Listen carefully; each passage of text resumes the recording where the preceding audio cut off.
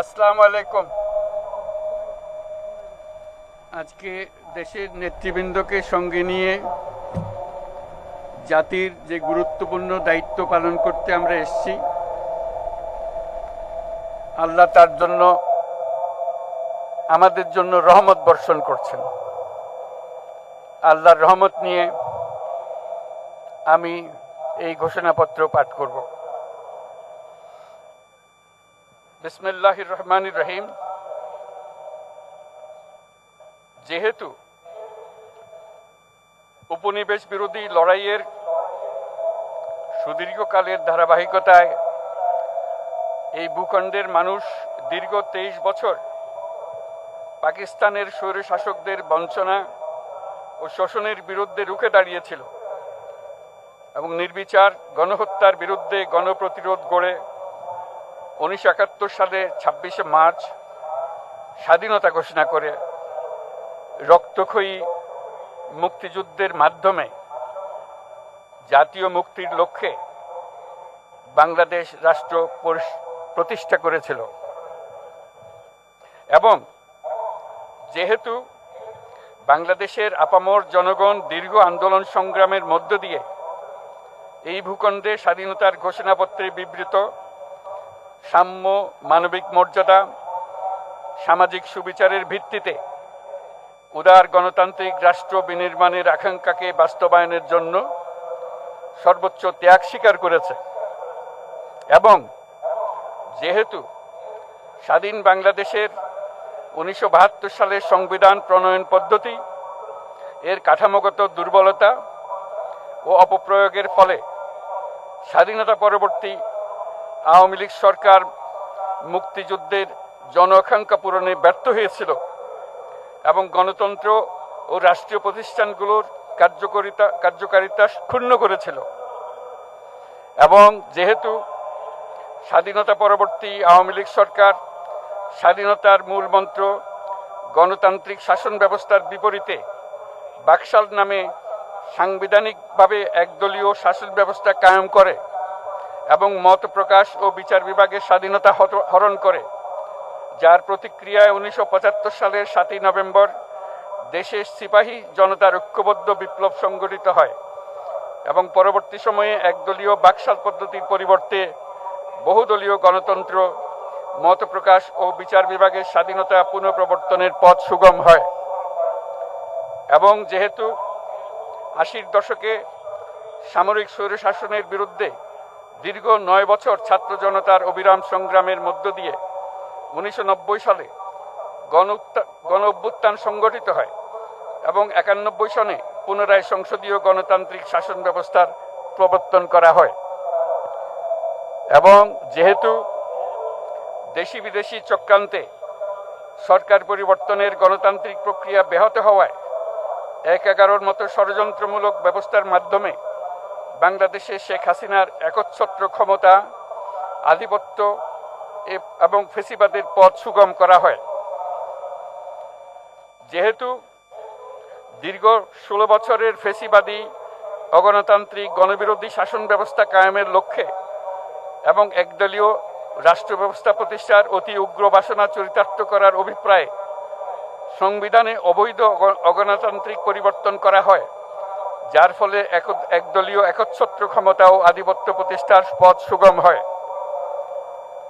এবং যেহেতু শেখ হাসিনার আওয়ামী লীগ সরকারের দুঃশাসন, গুম খুন, আইন বহির্ভূত হত্যাকাণ্ড, মত প্রকাশের স্বাধীনতা হরণ এবং একদলীয় স্বার্থে সংবিধান সংশোধন ও পরিবর্তন বাংলাদেশের সকল রাষ্ট্রীয় সাংবিধানিক প্রতিষ্ঠানসমূহকে ধ্বংস করে, এবং যেহেতু হাসিনা সরকারের আমলে তারই নেতৃত্বে একটি চরম গণবিরোধী, একতান্ত্রিক ও মানবাধিকার হরণকারী শক্তি বাংলাদেশকে একটি ফেসিবাদী, মাফিয়া এবং ব্যর্থ রাষ্ট্রের রূপ দিয়ে আন্তর্জাতিকভাবে বাংলাদেশের ভাবমূর্তি ক্ষুণ্ণ করে, এবং যেহেতু তথাকথিত উন্নয়নের নামে শেখ হাসিনার ফেসিবাদী নেতৃত্বে সীমাহীন দুর্নীতি, ব্যাংক লুট, অর্থ পাচার ও অর্থনৈতিক প্রতিষ্ঠানগুলিকে ধ্বংসের মধ্যে দিয়ে বিগত পতিত দুর্নীতিবাজ আওয়ামী লীগ সরকার বাংলাদেশ ও এর অমিত অর্থনৈতিক সম্ভাবনাকে বিপর্যস্ত করে তোলে এবং পরিবেশ, প্রাণ বৈচিত্র্য ও জলবায়ুকে বিপন্ন করে। এবং যেহেতু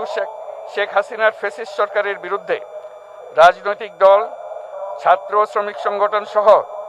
সমাজের সর্বস্তরের জনগণ গত প্রায় 16 বছর যাবৎ নিরন্তর গণতান্ত্রিক সংগ্রাম করে জেল জুলুম, হামলা মামলা, গুম খুন ও বিচার বহির্ভূত হত্যাকাণ্ডের শিকার হয়। এবং যেহেতু বাংলাদেশে বিদেশি রাষ্ট্রের অন্যায় প্রভুত্ব, শোষণ ও খবরদারিত্বের বিরুদ্ধে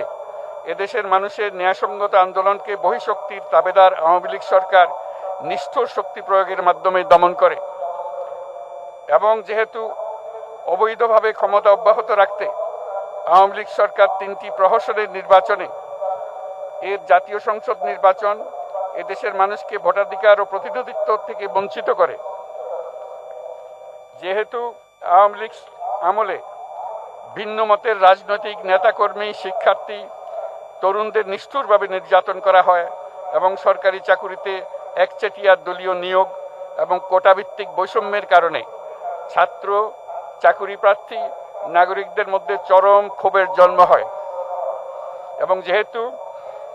বিরোধী রাজনৈতিক দল সংগঠনের উপর চরম নিপীড়নের ফলে দীর্ঘদিন ধরে জনরোষের সৃষ্টি হয়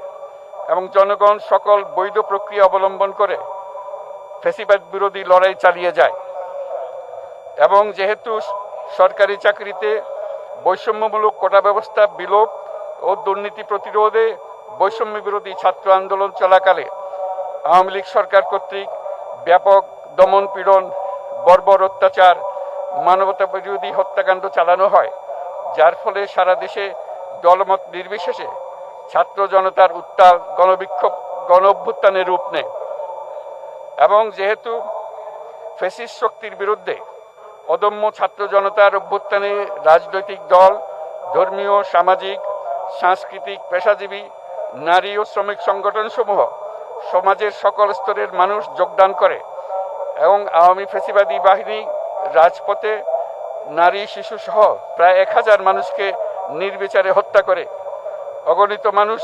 পঙ্গুত্ব, অন্ধত্ব বরণ করে। আন্দোলনের চূড়ান্ত পর্যায়ে সামরিক বাহিনীর সদস্যগণ জনগণের গণতান্ত্রিক লড়াইকে সমর্থন প্রদান করে। এবং যেহেতু অবৈধ শেখ হাসিনা সরকার পতন, ফ্যাসিবাদী ব্যবস্থার বিলোপ এবং নতুন রাজনৈতিক বন্দোবস্তের লক্ষ্যে বৈষম্য বিরোধী ছাত্র আন্দোলনের ডাকে জনগণ অসহযোগ আন্দোলন শুরু করে, পরবর্তী সময়ে 5ই আগস্ট ঢাকা অভিমুখে লং মার্চ পরিচালনা করে এবং ফ্যাসিবাদ বিরোধী আন্দোলনরত সকল রাজনৈতিক দল, ছাত্র জনতা তথা সর্বস্তরের সকল শ্রেণীর পেশার আপামর জনসাধারণ তীব্র আন্দোলনের চূড়ান্ত পর্যায়ে গণভবনমুখী জনতার উত্তাল যাত্রার মুখে ফ্যাসিস্ট হাসিনা 5ই আগস্ট 2024 তারিখে পদত্যাগ করে দেশ ছেড়ে পালিয়ে যেতে বাধ্য হয়। এবং যেহেতু বাংলাদেশের রাজনৈতিক ও সাংবিধানিক সংকট মোকাবেলায় গণ অভ্যুত্থানের মধ্য দিয়ে ব্যক্ত জনগণের সার্বভৌমত্বের প্রত্যয় ও প্রয়োগ রাজনৈতিক ও আইনি উভয় দিক থেকে যুক্তিসঙ্গত, বৈধ ও আন্তর্জাতিকভাবে স্বীকৃত এবং যেহেতু জনগণের দাবি অনুযায়ী এরপর অবৈধ দ্বাদশ জাতীয় সংসদ ভেঙে দেওয়া হয় এবং সংবিধানের 106 অনুচ্ছেদ অনুসারে সুপ্রিম কোর্টের মতামতের আলোকে সাংবিধানিকভাবে ডক্টর মোহাম্মদ ইউনূসের নেতৃত্বে 8ই আগস্ট 2024 তারিখে একটি অন্তর্বর্তীকালীন সরকার গঠন করা হয়। এবং যেহেতু বাংলাদেশের সর্বস্তরের জনগণের ফ্যাসিবাদ বিরোধী তীব্র আকাঙ্ক্ষা এবং ছাত্র জনতার অভ্যুত্থানের মধ্য দিয়ে ফ্যাসিবাদ, বৈষম্য, দুর্নীতিমুক্ত সমাজ ও রাষ্ট্র বিনির্মাণের অভিপ্রায় প্রকাশিত হয়, সেই হেতু বাংলাদেশের জনগণ সুশাসন ও সুষ্ঠু নির্বাচন, ফ্যাসিবাদী শাসনের পুনরাবৃত্তি রোধ, আইনের শাসন, অর্থনৈতিক ও সামাজিক ন্যায় বিচার নিশ্চিত করার লক্ষ্যে নিয়মতান্ত্রিক উপায়ে বিদ্যমান সংবিধান ও সকল রাষ্ট্রীয় সাংবিধানিক প্রতিষ্ঠানের গণতান্ত্রিক সংস্কার সাধনের অভিপ্রায় ব্যক্ত করে। এবং সেহেতু বাংলাদেশের জনগণ বিগত 16 বছরের দীর্ঘ ফেসিবাদ বিরোধী আন্দোলন সংগ্রামকালে এবং 2024 সালের জুলাই গণঅভ্যুত্থানকালীন সময়ে ফ্যাসিস্ট আওয়ামী লীগ সরকার কর্তৃক সংগঠিত গুম খুন, হত্যা, গণহত্যা, মানবাধিকার বিরোধী অপরাধ ও সকল ধরনের নির্যাতন, নিপীড়ন ও রাষ্ট্রীয় সম্পত্তি লুণ্ঠনের অপরাধসমূহের দ্রুত উপযুক্ত বিচারের দৃঢ় অভিপ্রায় ব্যক্ত করছে। সেহেতু বাংলাদেশের জনগণ জুলাই জনগণের সকল শহীদদের জাতীয় বীর হিসেবে ঘোষণা করে শহীদদের পরিবার, আহত যোদ্ধা এবং আন্দোলনকারী ছাত্র জনতাকে প্রয়োজনীয় সকল আইনি সুরক্ষা দেওয়ার অভিপ্রায় ব্যক্ত করেছে এবং সেহেতু